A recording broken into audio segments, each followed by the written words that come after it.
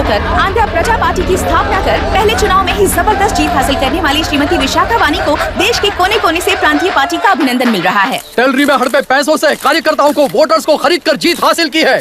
EVM से छेड़खानी की गई है। यहाँ ऐसे हालातों में केंद्र में ज्यादा मेजोरिटी से जीत हासिल करने वाली इंडियन डेमोक्रेटिक पार्टी को हमारा साथ नहीं मिलेगा, ऐसा स्पष्ट किया विशाखा वाणी ने। श्रीमती विशाखा वाणी जी के बेटे कैकलूरी एमएलए विष्णुवर्धन को गवर्नर रमाकांत जी ने सरकार की तैयारी के लिए चुनौती दी है। तो अभी हमें ये देखना है कि आने वाले चुनाव में कौन सी पार्टी जीत हासिल करेगी। तो अब हम जाएंगे हमारे संवाददाता मिस्टर संजय नायर के पास, जो अभी पार्लियामेंट में उपस्थित है। लोकतंत्र के 4 स्तंभ क्या क्या है? सरकार को चुनने का हक जनता का है। मेजॉरिटी रूल्स, चुनी जाने वाली सरकार को जाति और धर्म का भेदभाव किए बिना सारी जनता का पालन एक समान करना चाहिए। हमें सपोर्ट नहीं किया ना, देखना आज से स्कूल कॉलेज कैसे चलाता है। कानून और न्याय व्यवस्था को दबाव में आए बिना ईमानदारी से काम करना चाहिए। नई सरकार के आते ही राज्य में 9 कलेक्टर्स, 6 एसपीज और 2 जजेस की बदली हो गई है। जितने भी मर्डर्स हैं, करप्शंस हैं, उनके बारे में 3 साल में सोच लेना।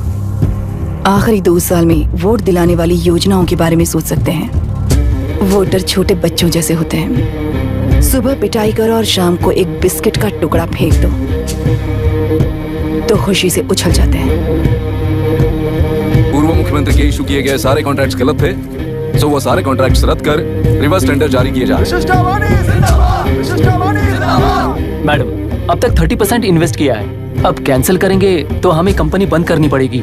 अगर ऐसा हुआ तो नई कंपनीज भी इन्वेस्ट करने की हिम्मत नहीं करेंगे। लाखों लोगों की नौकरी चली जाएगी, इकोनॉमी भी डाउन हो जाएगी। आप लोग सिर्फ अपनी कंपनी के बारे में सोचिए, इकोनॉमी के बारे में सोचने के लिए हम हैं। अब क्या करें, आप ही बताइए मैडम। उस पार्टी के लिए जो किया वही कीजिए। वाक, मत, विद्या, व्यापार, पेशा जैसे फंडामेंटल राइट्स को प्रोटेक्ट करना होगा।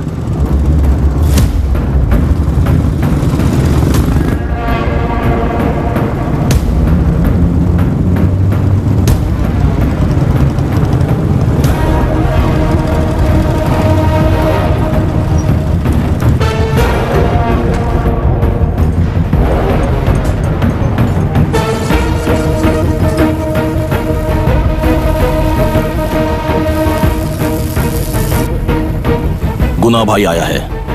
अरे अंदर लेकर आना चाहिए था, कॉफी पी लेते। अगर हर जगह कॉफी पियेंगे तो पेट खराब हो जाएगा। फैक्ट्री में कितने लोग काम करते हैं? 5000 लोग। महीने का कुल पगार कितना होगा? कम से कम 3 करोड़। तो वो 3 करोड़ इस अकाउंट में डाल दोगे तो वर्कर्स को पगार हम देंगे।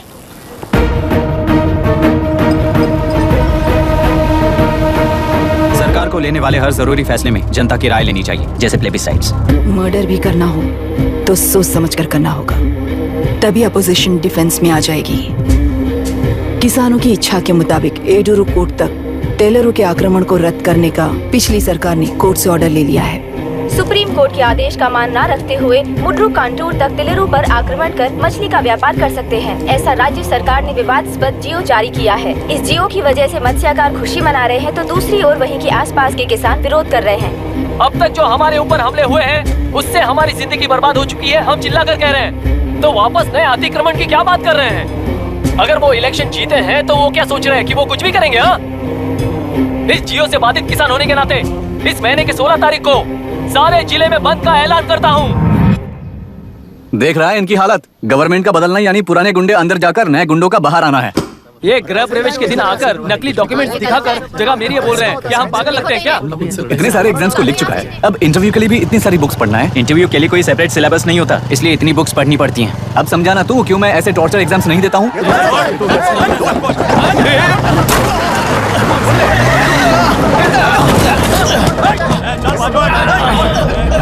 6 महीने से इस जगह पर घर बना रहा था, तब तुम्हें दिखाई नहीं दिया? अबे तू बना रहा था ना, इसीलिए मैंने सोचा सीधे घर बनने के बाद हल्ला बोलने के लिए इंतजार करते हैं। एक ही जगह को 2 लोगों को बेचने के लिए वो कोई पागल नहीं है। मेरी जमीन पर घर बनाकर मुझसे जबान लड़ा रहा है तू। हमारी जिंदगी से वैसे भी खेती दूर कर चुके हो तुम। दिन रात मेहनत कर बनाए इस घर को भी तुम छीनना चाहते हो मुझसे। बर्बाद हो जाओगे तुम, बर्बाद हो जाओगे। ओरिजिनल डॉक्यूमेंट्स दिखाओ, जेरोक्स नहीं। ये देखो ओरिजिनल डॉक्यूमेंट्स। मेरा भी ओरिजिनल है। ओए, औरतों को बाहर निकालो। औरतों पर हाथ उठाए तो हाथ काट दूंगा। तेरे डॉक्यूमेंट सही है तो जाकर कोर्ट से ऑर्डर लेकर आ। कोर्ट में जाने की जरूरत तुम्हें है? जरा डॉक्यूमेंट दिखाइए तो। तू यहाँ पर कैसे? रिश्तेदार है क्या? बेवकूफ कहीं का। तुम्हारे डॉक्यूमेंट में सर्वे नंबर दूसरा है। हाँ, वो जब मैंने खरीदा तब बदल गया। बदल गया तो कोर्ट में जाने की जरूरत तुम्हें है। एक लीगल प्रॉपर्टी में जबरदस्ती घुसने के जुर्म में अगर मैं तुम्हें मार भी दूं तो भी वो जुर्म नहीं है। भाई कहाँ से है पता लगाओ रे। तुम्हारा क्या है बुढ़िया, अब किसकी आरती उतारना चाहती हो? चल निकल बूढ़े।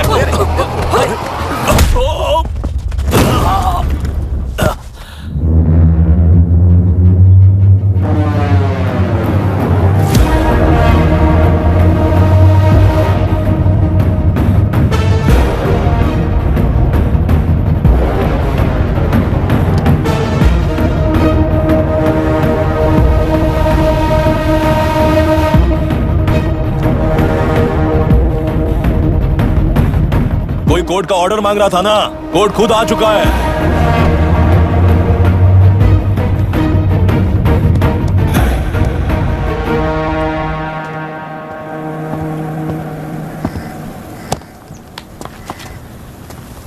देखने में तो लगता है कि किताबी कीड़े हो। तुम जैसे कीड़े जब तक किताबों में रहते हैं तब तक ही सुरक्षित हैं। बाहर निकलकर बेकार की चीजों में टांग अड़ाएंगे तो हमारे पैरों के नीचे गिरकर कुचले जाते हैं। जाओ अपने किताबों में जाकर छुप जाओ। बेकार में पैदा होकर बेकार में बढ़ रहा है तू। सही कहा। पैदा होते ही छुरी हाथ में लेकर बेकार में टांग अड़ाने वालों को मारते हुए बड़ा हुआ हूं। जान बड़ी नाजुक चीज है रे, उफ कर दे बुझ जाती है। हेडलाइट नीचे कर, नीचे कर हेडलाइट, नीचे कर बोला ना। कौन है रे तू? बता कौन है तू? हमारे बीच में कोई प्रॉब्लम है तो हम सॉल्व करेंगे ना। अपना हीरोइज्म जाकर अपने बाप के पास दिखा। एक प्लॉट पर 2 सर्वे नंबर्स, 2 प्लॉट जैसे बम्पर ऑफर देकर हमारी जिंदगी को मिट्टी में मिलाने वाले तुम्हारे बाप जैसे ऑफिसर्स ही हैं। जाकर अपना धर्म वहां दिखाओ, जाओ। जाओ ना।